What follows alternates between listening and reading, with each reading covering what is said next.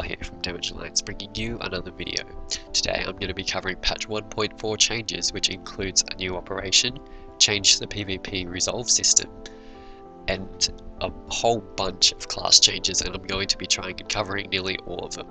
So when you first log in, I have just realised, because I haven't logged in a while, that we have new class slots, 4 extra new slots, which is going to be very good for me because I am an absolute alt whore. So when I first logged in, I decided to go have a look at the new armor for the classes, and it's basically the same as the Tenova armor, but it's in more darker colors and just slightly different. Yeah, all the difference is the colors.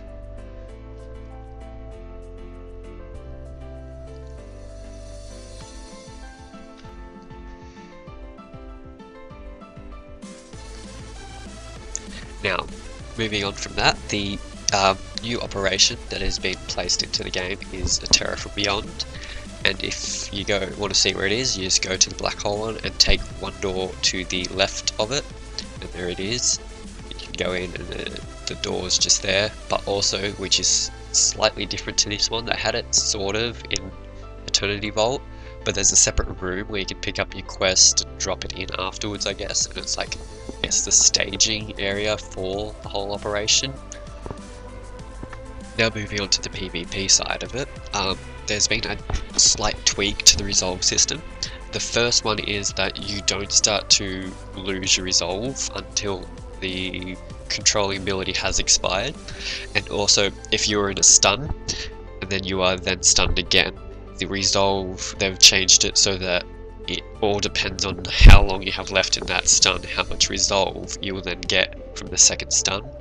So they've tried to change this so people won't get overfed in their resolve and then become unstunnable. So in games like Hutball, where they're basically next to the line, more uncoordinated teams can still keep that person stunned and kill them before they get to the line. Also in PvP, there has been a new recruit gear released. Unranked war zones now backfill empty slots quicker. Elite war hero weapons have been released. The cost of war hero weapons have been reduced. And 3 commendations can now be traded for 1 ranked warzone commendation. And people who are flagged for PvP will no longer flag other people for PvP for beneficial effects, which is healing and buffs.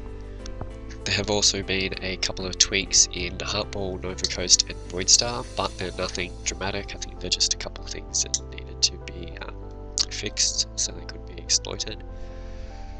Now moving on to class changes, we're going to start with the Consular Inquisitor and the Sage or Sorc. Now I'm only doing this through Republic side, so conversion is going to be different. The first thing is we have a new self-heal.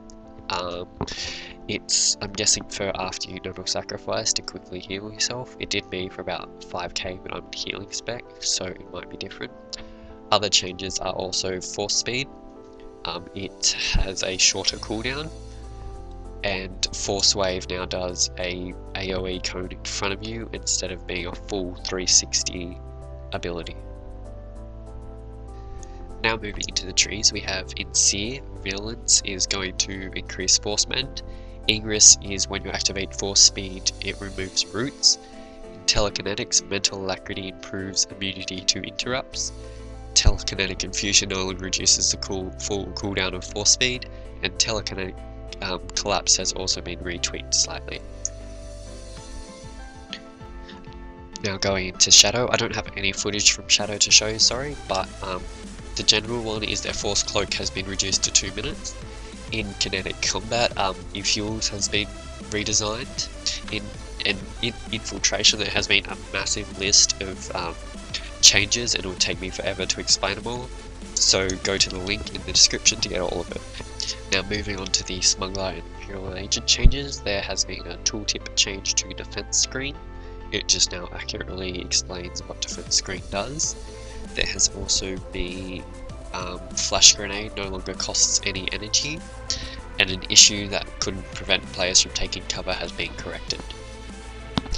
This patch enables Scoundrels to be more effective in PvE, and with this they have reduced the cooldown of Disappearing Act for 2 minutes. They've also tweaked both Fight and Flight and Flee the Scene in the Scrapper tree. Moving on to the Gunslinger, their Scrambling Field now has a new icon and their Pulse Detonator has been timed up a bit. There has been changes in a few talents in Saboteur, Sharpshooter and Dome Fighting, but nothing too major. Now moving on to the Trooper and Bounty Hunter skills. If you are a mercenary or a commando, you will have noticed you have a new interrupt, and this is to help with their sort of abilities to help with PvP. Cryo Grenade has also been knocked back to a 10-meter yard. There has been changes in Corrosive Force, Charged Barrel, Cover Fire, Cultural Residue, Frontline Medic, and Potency Medicine. Vanguards have also been not nerfed but changed a bit, especially in their Assault Specialists because they're so dominant in PvP, and everything's basically been knocked back to a 10-meter range, I think it is. There has also been some changes in Tactics, in Pulse Generator and Shock Absorbers. Now moving on to the Knight and Warriors, and there has been not many changes for them. Force Sweep has been timed up a bit, and for the Knights their Force Status has a new look to it. It's kind of cool, I like it. Now moving into the Sentinels, their Zen for Sideshow form has been changed slightly. Valorous Call no longer activates at 30 stacks of centering, and Guarded by the Force has been reduced. Sentinel's tree has only been changed in focus, where Zeppelin Slash has been redesigned. Swift Saber has been tweaked, Saber Strength has been tweaked, Singularity has been tweaked, and Sideshow Mastery has been tweaked.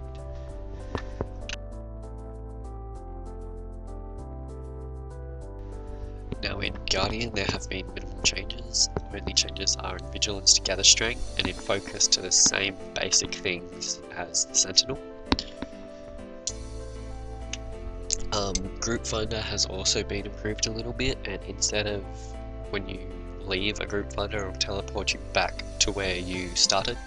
So it's a lot more convenient for when you're questing and trying to do flashpoints at the same time. There have also been other changes that have been put into the game. One of the major ones is they've nerfed Denova, and the second major one is that they have now put Nightmare Pilgrim on a 30-minute cooldown down from 2 hours, which is really good for high population competitive servers, especially the new US servers where they've put everyone together. They have also given companion characters a colour sync system. Offhands can also now be modded. There's a few changes to Bind on Pickup and Bind on Legacy, but a really good one with items now is that if you buy something from a vendor, you have 2 hours to go back and sell it and get exactly back what you bought with it. So if you spend commendations, you can now go back and get your commendations.